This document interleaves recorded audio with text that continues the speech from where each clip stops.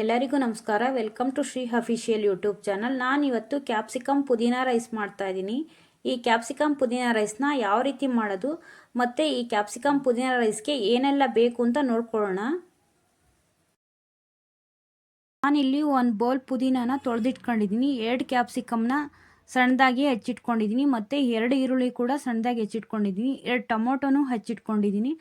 ಹಾಗೆ ಕೊತ್ತಂಬರಿನೂ ಕೂಡ ತೊಳೆದು ಹೆಚ್ಚಿಟ್ಕೊಂಡಿದ್ದೀನಿ. ಅರಿಶಿನ ತೊಗೊಂಡಿದ್ದೀನಿ ಮತ್ತು ರುಚಿಗೆ ತಕ್ಕಷ್ಟು ಉಪ್ಪು ತೊಗೊಂಡಿದ್ದೀನಿ. ಹಾಗೆ ಎಣ್ಣೆ ತೊಗೊಂಡಿದ್ದೀನಿ.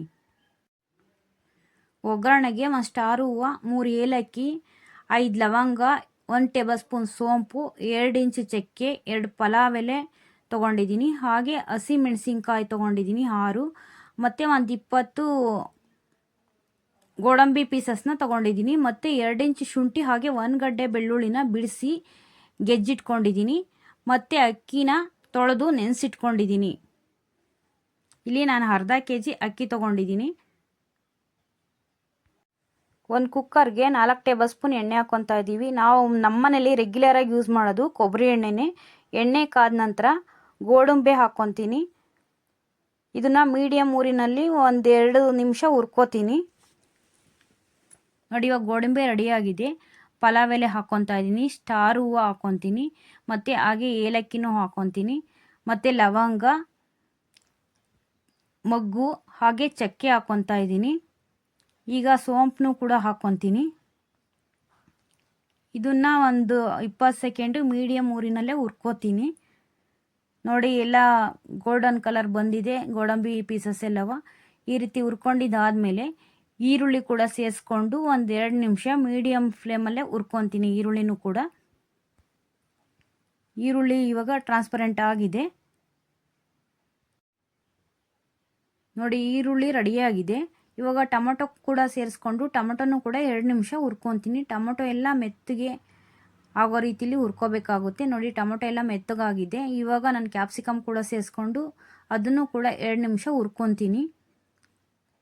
ನೋಡಿ, ಕ್ಯಾಪ್ಸಿಕಮ್ ಕೂಡ ಹುರ್ಕೊಂಡಿದ್ದಾಗಿದೆ. ಇವಾಗ ನಾನು ಶುಂಠಿ ಕೂಡ ಸೇರಿಸ್ಕೊತೀನಿ. ಶುಂಠಿ ಕೂಡ ಸೇರಿಸ್ಕೊಂಡು ಶುಂಠಿನೂ ಕೂಡ ನೀಟಾಗಿ ಮಿಕ್ಸ್ ಮಾಡಿಕೊಂಡು ಅದನ್ನು ಕೂಡ ಹುರ್ಕೊತೀನಿ. ನೋಡಿ, ಇವಾಗ ಇದೆಲ್ಲ ಗೊಜ್ಜು ಟೈಪ್ ಆಗಿದೆ. ಇವಾಗ ನಾನು ಒಂದು ಮಿಕ್ಸಿ ಜಾರಿಗೆ ಮೆಣಸಿನ್ಕಾಯಿ, ಪುದೀನ ಮತ್ತು ಕೊತ್ತಂಬರಿ ಹಾಕ್ಕೊಂಡು ನೀರು ಸೇರಿಸ್ಕೊಂಡು ನುಣ್ಣಗೆ ರುಬ್ಕೋತೀನಿ. ನೋಡಿ, ಇವಾಗ ರೆಡಿಯಾಗಿದೆ. ಇದನ್ನು ನಾವು ಏನು ಒಗ್ಗರಣೆ ಹಾಕ್ಕೊಂಡಿದ್ವಲ್ಲ ಅದ್ರ ಜೊತೆಗೆ ಸೇರಿಸ್ಕೊಂಡು ಚೆನ್ನಾಗಿ ಮಿಕ್ಸ್ ಮಾಡ್ಕೊಳ್ಳೋಣ. ನೋಡಿ, ಚೆನ್ನಾಗಿ ಮಿಕ್ಸ್ ಮಾಡ್ಕೊತಾ ಇದ್ದೀನಿ. ಇದೆಲ್ಲ ಹಸಿ ವಾಸನೆ ಹೋಗೋ ತನಕ ಹುರ್ಕೋಬೇಕಾಗುತ್ತೆ. ನೋಡಿ, ಇವಾಗ ಅರಿಶಿನದ ಪುಡಿನೂ ಕೂಡ ಸೇರಿಸ್ಕೊತಾ ಇದ್ದೀನಿ. ಅರಿಶಿನದ ಪುಡಿ ಬೇಕಂದರೆ ಸೇರಿಸ್ಕೋಬೋದು, ಇಲ್ಲ ಅಂದರೆ ಸ್ಕಿಪ್ ಕೂಡ ಮಾಡ್ಬೋದು. ನೋಡಿ, ಈ ರೀತಿ ಚೆನ್ನಾಗಿ ಮಿಕ್ಸ್ ಆಗಿದೆ. ಒಳ್ಳೆ ಗೊಜ್ಜು ಟೈಪ್ ಆಗಿದೆ ಇದು. ಇದನ್ನೇ ಎಣ್ಣೆ ಬಿಟ್ಕೊಳ್ಳೋವರೆಗೂ ಕುದಿಸ್ಕೋಬೇಕಾಗುತ್ತೆ ನಾವು. ನೋಡಿ, ಇವಾಗ ಅಕ್ಕಿ ತೊಳೆದಿಟ್ಕೊಂಡಿದ್ನಲ್ಲ ಅಕ್ಕಿ ಕೂಡ ಸೇರಿಸ್ಕೊತಾ ಇದ್ದೀನಿ. ಅಕ್ಕಿ ಕೂಡ ಸೇರಿಸ್ಕೊಂಡು ಅಕ್ಕಿನೂ ಕೂಡ ಚೆನ್ನಾಗಿ ಮಿಕ್ಸ್ ಮಾಡ್ಕೋಬೇಕು. ನೋಡಿ, ಈ ರೀತಿ ಚೆನ್ನಾಗಿ ಮಿಕ್ಸ್ ಮಾಡಿಕೊಂಡು ನೋಡಿ, ರೈಸ್ ಎಲ್ಲ ಮಿಕ್ಸ್ ಆಗಿದೆ. ಇವಾಗ ನೀರು ಸೇರಿಸ್ಕೊತಾ ಇದ್ದೀನಿ. ನಾನು ಅರ್ಧ kg ಅಕ್ಕಿ ತೊಗೊಂಡಿದ್ದೆ, ಅದರ 2 ಪಟ್ಟು ನೀರು ಸೇರಿಸ್ಕೊಂಡಿದ್ದೀನಿ. ನೋಡಿ, ನೀರು ಸೇರಿಸ್ಕೊಂಡು ಈ ರೀತಿ ಚೆನ್ನಾಗಿ ಮಿಕ್ಸ್ ಮಾಡ್ಕೊಳ್ಳೋಣ. ಮಿಕ್ಸ್ ಮಾಡ್ಕೊಂಡಿದ್ದಾದಮೇಲೆ ಉಪ್ಪು ಸೇರಿಸ್ಕೊಳ್ಳೋಣ. ನೋಡಿ, ಉಪ್ಪು ಸೇರಿಸ್ಕೊಂಡು ಇದನ್ನು ಕೂಡ ಚೆನ್ನಾಗಿ ಮಿಕ್ಸ್ ಮಾಡ್ಕೊಳ್ಳೋಣ. ನೋಡಿ, ಇವಾಗ ಮಿಕ್ಸ್ ಮಾಡ್ಕೊಂಡಿದ್ದಾಗಿದೆ. ಇವಾಗ ಲಿಡ್ ಕ್ಲೋಸ್ ಮಾಡಿದ್ರೆ 2 ವಿಷಲ್ ಹೊಡೆಸ್ಕೊಂಡ್ರೆ ನಮಗೆ ಕ್ಯಾಪ್ಸಿಕಮ್ ಪುದೀನ ರೈಸ್ ರೆಡಿಯಾಗುತ್ತೆ. ನೋಡಿ, ಕ್ಯಾಪ್ಸಿಕಮ್ ಪುದೀನ ರೈಸ್ ರೆಡಿಯಾಗಿದೆ. ನೋಡಿ, ರೈಸ್ ಅಂತೂ ಎಷ್ಟು ಕಲರ್ಫುಲ್ಲಾಗಿ ಬಂದಿದೆ, ಎಷ್ಟು ಸಾಫ್ಟಾಗಿ ಬಂದಿದೆ ಅಂತ. ಸಖತ್ ಟೇಸ್ಟಿಯಾಗಿರುತ್ತೆ. ಈ ರೀತಿ ಮಾಡಿದ್ರೆ ತುಂಬ ಈಸಿಯಾಗೂ ಮಾಡ್ಬೋದು. ನೀವು ಒಮ್ಮೆ ಟ್ರೈ ಮಾಡಿ ನೋಡಿ, ಹೇಗೆ ಬಂದಿದೆ ಅಂತ ಕಮೆಂಟ್ ಮಾಡಿ, ಲೈಕ್ ಮಾಡಿ, ಶೇರ್ ಮಾಡಿ. ಯಾರೆಲ್ಲ ನಮ್ಮ ಚಾನಲ್ಗೆ ಸಬ್ಸ್ಕ್ರೈಬ್ ಆಗಿಲ್ವೋ ಅವರೆಲ್ಲ ನಮ್ಮ ಚಾನಲ್ಗೆ ಸಬ್ಸ್ಕ್ರೈಬ್ ಆಗಿ. ಧನ್ಯವಾದಗಳು.